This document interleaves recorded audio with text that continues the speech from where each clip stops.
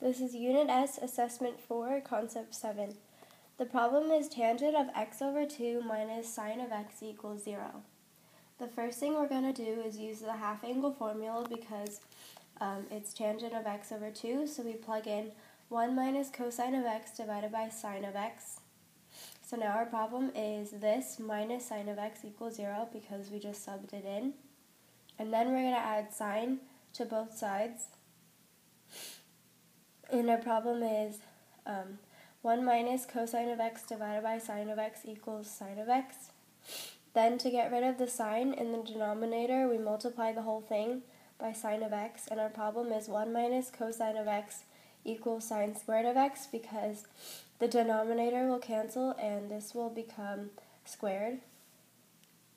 Then we want to get our entire problem to one side, so it's going to be sine squared of x plus cosine of x minus 1 because we subtracted 1 and added cosine to both sides.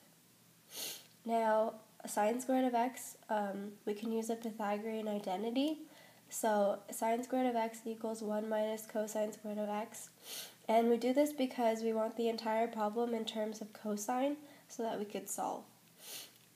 So once you plug that in, it's 1 minus cosine squared of x plus cosine of x minus 1. The 1's will cancel, and then we have negative cosine squared of x plus cosine of x.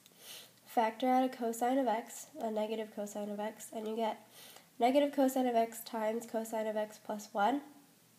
Now we can use the zero product property because we're multiplying and our equation equals 0. So negative cosine of x equals 0. Divide by negative 1 and we get cosine of x equals 0.